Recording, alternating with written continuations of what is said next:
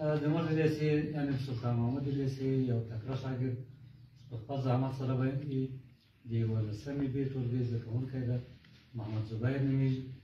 یوه اختراع یې کړې ده چې دغه اختراع به تاسو اوس په دې ویډیو کې وګورئ او دغه ویډیو د اختراع د موادو په اعتبار به استاد عبدالباري له ده نه پوښتنې وکړي او دی به خپل ځوابونه ورته تاسو یې واورئ. محمد زبیر خانه، دغه موټر چې تا جوړ کړی په خپل لاس او په زحمت سره، که چېرته د دې لنډ معلومات موږ ته راکړې چې څنګه چې جوړ شوی؟ خپله دا موټر ده، خپله او دا یې ریموټ. په ریموټ کې دوه بیټرۍ کارول شوي دي او خپله په موټر کې دوه موټران، د موټر دا یې ټیرونه دي او دا او د لرګي له دړو څخه جوړ شوی ده، څرنګه چې تاسو وینئ. یعنې دغلته بیټرۍ ځای په ځای شوې په دې جابه کې او یو هادي یو ویر ده او دلته چې تاسو یې ګورئ دوه دانې موټران دي چې برقي انرژي په حرکي انرژي باندې بدلوي او دا موټر په څه شي راولي؟ په حرکت راولي.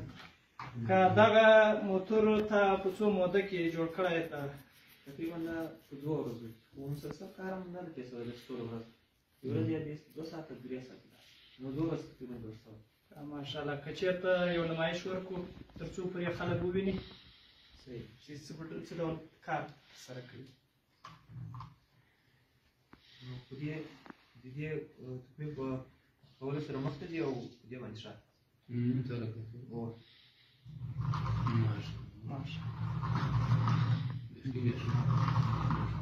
که دا بیا کولی شو چارج کړو؟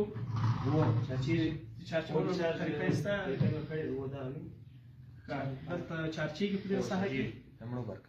صحیح ده.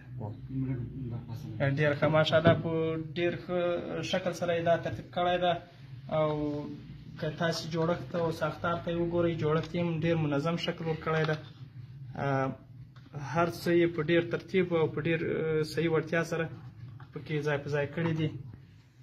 نو انشاءالله تعالی مشکل پکې نشته، جوړښت یې صحیح ده. خیر اوسي، آباد اوسي.